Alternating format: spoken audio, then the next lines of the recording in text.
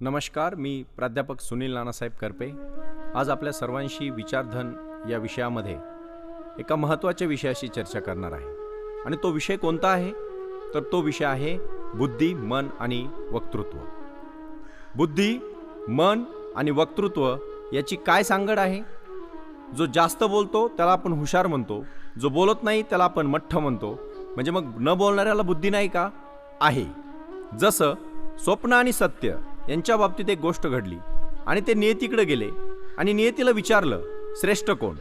नियतीने सांगितलं, बाबांनो, आपापल्या जागी आपण दोघेही श्रेष्ठ आहात। तरी ते दोघे अडूनच बसले।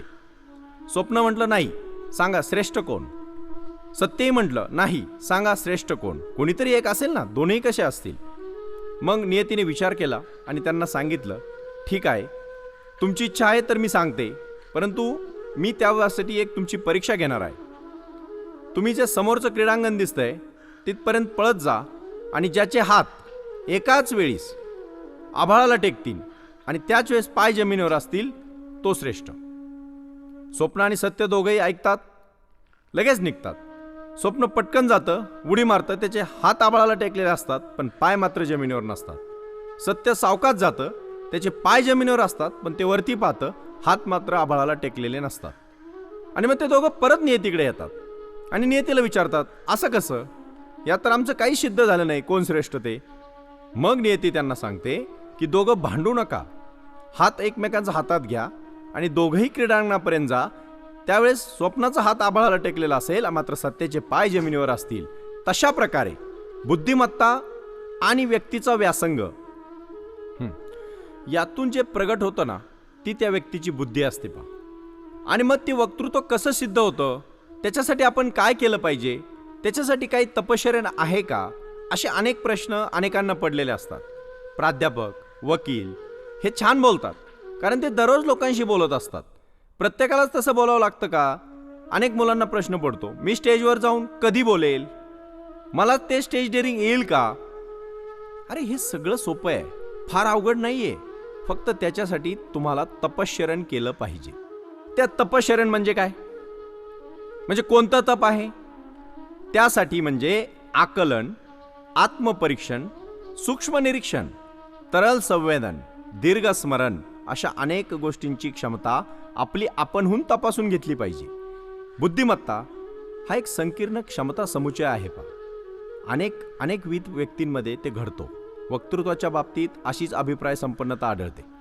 कोणी असे म्हणतात की माणसाला दैवी शक्ती आहे, त्याच्यात ती त्याची दैवी देवाने दिलेला त्याला ते एक गुण आहे। त्याला कोकिळेला जसा नैसर्गिक आवाज आहे, कावळ्याला तो नाही, तिच्या कंठातच तो असतो। वक्त्याचे बोलणे हे नेहमी नियतीचे देणे आहे, असं काही नाही। ते शब्दांचे लेणे खरे आहे, पण स्फटिकालच्या पैलूप्रमाणे ते स्वाभाविक असते। त्याला कसली ना कसली तरी तपश्चर्या करावीच लागते। काही व्यक्तींना बोलणे आवडते, काहींना अजिबात आवडत नाही। आपल्याला का वाटतं बरं असं? बोलण्याची आवड काही लोकांना मुळातच असते। ते आपण म्हणतो ना, फार बोलका आहे तो। मला पण फार लोक म्हणतात की तुम्ही फार बोलके आहात। बोलके म्हणजे काय हो? ज्यांना आवड आहे त्यांना बोलण्याची संधी मिळते, असं एक गोष्ट आहे पहा। मी सुरुवातीच्या काळात D.Ed केलं, नंतर B.Ed केलं, नंतर M.Ed केलं, LLB केलं। मी लोकांशी बोलत राहिलो, भाषणं करत राहिलो, कोणाला आवडलं कोणाला नाही आवडलं, पण त्याच्यासाठी मात्र मी चिंतन केलं। आत्मप्रगटीकरण करण्यासाठी आपल्याला कुठेतरी व्यासपीठ मिळालं पाहिजे। ज्यांना बोलावे वाटतं ना, त्यांनी छानपैकी विचार करून बोललं पाहिजे। वयाबरोबर वाढीस लागलेले सौंदर्य जसं प्रगट होतं ना, तसं शब्दांचं सौंदर्य सुद्धा हळूहळू प्रगट होतं पहा। आणि ऐन यौवनात जेव्हा माणूस सुंदर दिसतो ना, तसं शब्दांचा अनेक संग्रह झाल्यानंतर आपल्या बोलण्याला ते यौवन रूप प्राप्त होतं। आता तुम्ही बघा, प्राध्यापक, वकील खूप छान बोलतात कारण की ते सातत्याने त्यावर काम करतात। प्रत्यक्षात थोड्याच व्यक्तींना ते जमते। तरी सर्व व्यक्ती हे वक्ते होतात का? नाही। बहुतेकांना वाटतं की जोरजोरात बोलणं म्हणजे भाषण। असं काही नाही। विचारांची शृंखला जर असेल, तुमच्याकडे थोडं तपश्चर्या असेल, त्याच्यावर तुमचं काम असेल, तर तुम्ही छान बोलू शकता। बोलण्यावरचे लक्ष कमी होते आणि नंतर आपलं जे आकर्षण वाढतं ना, ते फक्त आपल्याला काही अलंकारिक शब्दांचं वाढतं आणि ते अलंकारिक शब्द नको आहेत पहा। बाबासाहेब आंबेडकरांनी केलेला अभ्यास किती महत्त्वाचा होता। वक्तृत्व कला वाढवण्यासाठी प्रत्येकाने परिश्रम कष्ट केले म्हणजे काय केलं तर त्यांनी त्यांचं दैनंदिन काम छान केलं। म्हणजे भाषणं फार कमी लोक करतात, बोलतात मात्र सर्वच।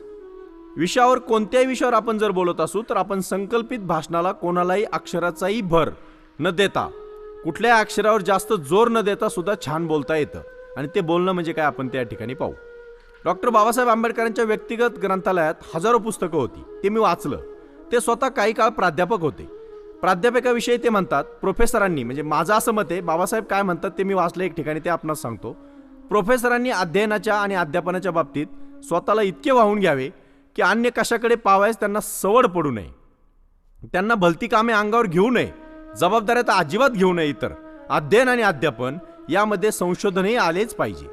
या 3 गोष्टीवर त्यांचं लक्ष केंद्रित केलं तर ते प्रोफेसर हा नुसता विद्वान असून चालणार नाही, तर तो सरस्वृत असला पाहिजे, तो अत्यंत उत्साही असला पाहिजे. कारण आपल्या विषय मनोरंजक पद्धतीने शिकवताना त्याने त्या व्यक्तीला समरसतेने ती गोष्ट शिकवली पाहिजे. म्हणजे मला आठवतंय, विष्णू वामन शिरवाडकरांची कणा नावाची कविता आम्हाला होती पहा. ओळखलत का सर मला, पावसात आला कोणी, कपडे होते करदमलेले, केसावरती पाणी, क्षणभर बसला नंतर हसला, बोलला वरती पाहून, गंगामाई पाहुणी आली गेली घरट्यात राहून, माहेर वाशिन पोरी सारखी 4 भिंतीत नाचली, मोकळ्या हाती जाईल कशी बायको मात्र वाचली, भिंत खचली चूलई विजली, होते नव्हते नेले, प्रसाद म्हणून पापण्यांमध्ये पाणी थोडे ठेवले. शेवटी पहा, कारभारणीला घेऊन संगे सर आता लढतो आहे, पडकी भिंत बांधतो आहे, चिखल गाळ काढतो आहे, खिशाकडे हात जाताच हसत हसत उठला, पैसे नको सर जरा एकटेपणा वाटला, मोडून पडला संसार तरी मोडला नाही कणा, पाठीवरती हात ठेवून नुसते लढ म्हणा, नुसते लढ म्हणा, नुसते लढ म्हणा. मला आठवतंय, आप्पासाहेब रसाळ सरांनी आम्हाला ही कविता एवढ्या समरसतेने शिकवली की आजही 10 वर्षानंतर 15 वर्षानंतर माझ्या डोक्यात आणि माझ्या मनात ती कविता जशीच्या तशी आहे. वक्तृत्वाच्या वैखरी कुठून येतात?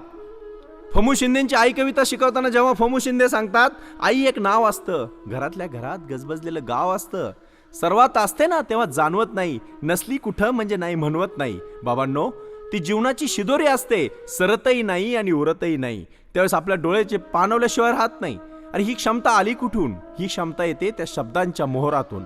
शब्द फेक कशी आहे, शब्द कसे जाणले जातात. आणि म्हणून बाबासाहेब आंबेडकर लोकसभेमध्ये भाषण करत असताना नानकचंद रट्टू ह्या आपल्या शिष्याला ते सांगत, पियेला ते सांगत की नानकचंद, तू माझ्या ग्रंथालयात जा, त्या ग्रंथालयात 4थ्या मजल्यावर जा, 4थ्या मजल्यात 5व्या रॅकमध्ये 4 नंबरचं पुस्तक काढ आणि त्याच्या 128 पेजवर ते आहेत ते मला उतारा लिहून आणून दे. मला लोकसभेमध्ये काही महत्त्वाचे मुद्दे मांडायचे, मला ते विधान म्हणजे राज्यसभेमध्ये काही महत्त्वाचे विषय मांडायचे.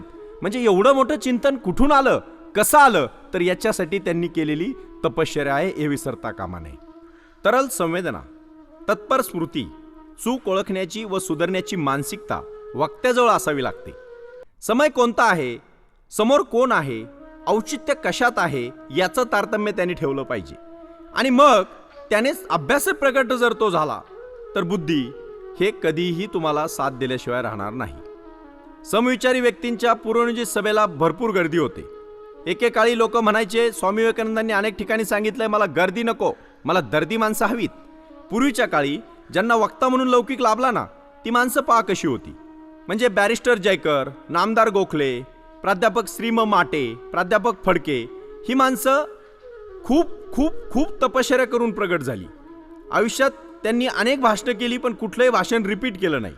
आजकालच्या वाहत्या राजकारणात आणि समाजकारणात लोक तेच बोलतात. म्हणजे अलीकडे जर सांगायचं झालं तर एखादा वक्ता उठून उभा राहिल्यावर काय बोलणार आहे हे श्रोत्यांना आधीच माहीत असतं. पण तरी का? म्हणजे त्यांचा अभ्यासच कमी आहे.